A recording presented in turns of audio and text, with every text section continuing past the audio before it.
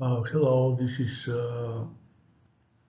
Professor Triple Nick or Nick PA from Brooklyn, New York.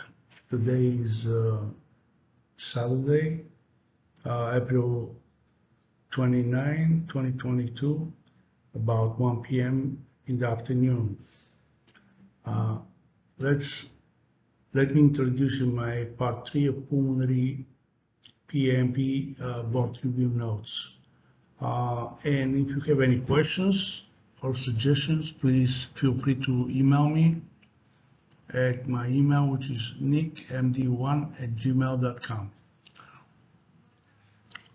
Let's go on the first slide, second slide. Here we'll discuss a new clinical topic,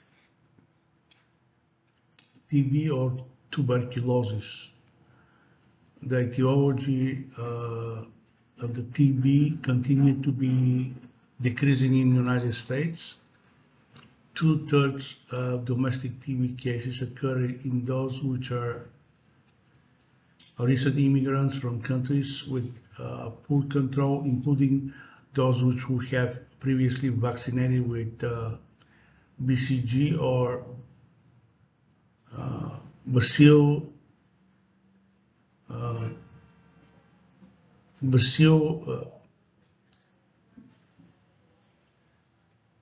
Guillain-Barré. No, I'm so sorry. BCG is a vaccine which is used in developing countries for TB prophylaxis. So it's a Bacillus Guillain-Barré. This is why previous BCG vaccines has no impact or no effect on recommendation or for treatment in latent TB infections. Example, positive test for purified protein derivatives of tuberculin or PPD. Almost all patients with TB have one and more established risk factors such as number 1, recent immigrants in the last 5 years, number 2, prisoners with HIV, number 3, positive healthcare workers, number 4, close contacts of somebody with TB, number 6, steroid use, number 7, hematological malignancy, number 8, alcoholics, and number 9, DM or diabetes mellitus.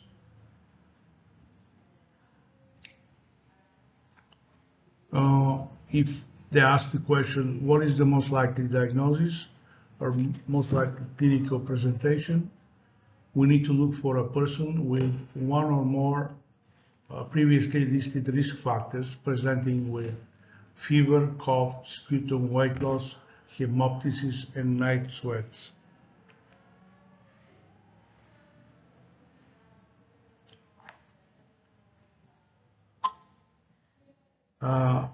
There is a clinical tip here which states that you cannot answer TB as the diagnosis without a clear risk factor, a cavity on a chest X-ray, or a positive smear.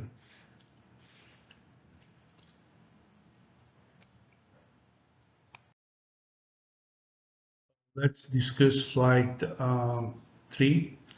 On this slide, we see on figure 6/14 chest X-ray showing right upper lobe disease consistent with TB.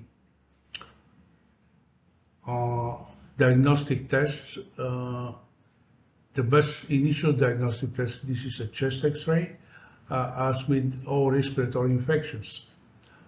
Sputum and stain in culture specifically for acid-fast bacilli like mycobacteria must be done 3 times for fully to be excluded TB. Pleural biopsy is the single most accurate diagnostic test.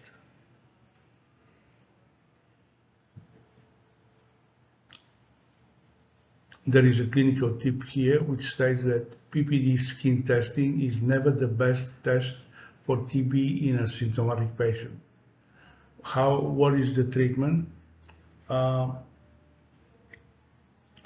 When a smear is positive, we need to begin a therapy with 4 drugs: rifampin, isoniazid, pyrazinamide, and ethambutol, or so-called RIPE combination.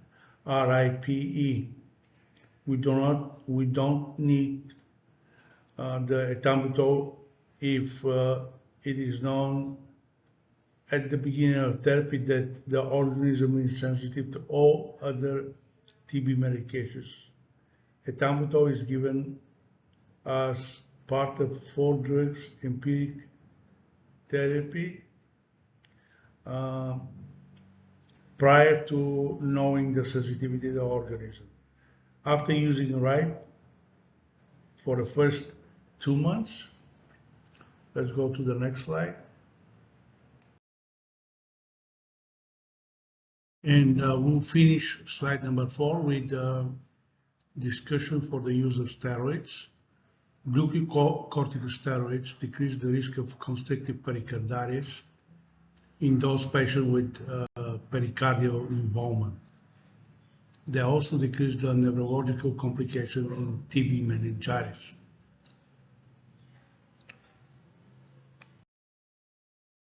Slide number 4, we'll discuss PPD and IGRA latent TB testing, the indication for PPD testing.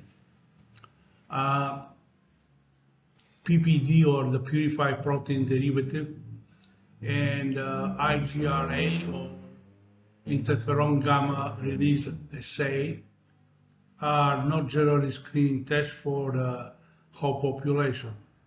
PPD and IGRA testing is not useful for those which are symptomatic or those with abnormal chest X-ray. Those patients should have sputum acid-fast testing done. There is a clinical tip here which states that interferon gamma release assay, or IGRA, is equal in sensitivity to PPD. If the question asks what is to consider a positive test, the only duration is counted towards is a positive test. Erythema is irrelevant. In duration larger than 5 millimeters is the best predicting factor. So there is a clinical tip here which states that IGRA is preferred because only one visit is needed.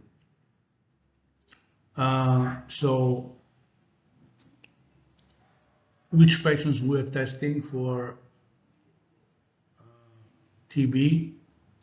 That's HIV positive patients, number 1. Number 2, glucocorticosteroids user. Number 3, close contacts of those with active TB. Number 4, abnormal calcification on chest X-ray. Number 5, organ transplant recipients. The duration larger than 10 milliliters, millimeters, I'm sorry,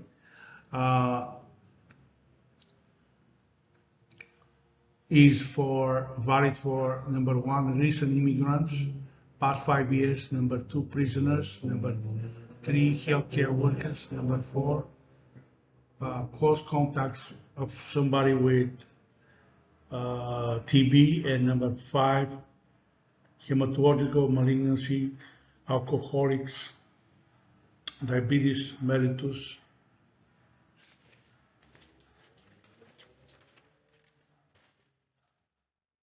Let's go to the next slide.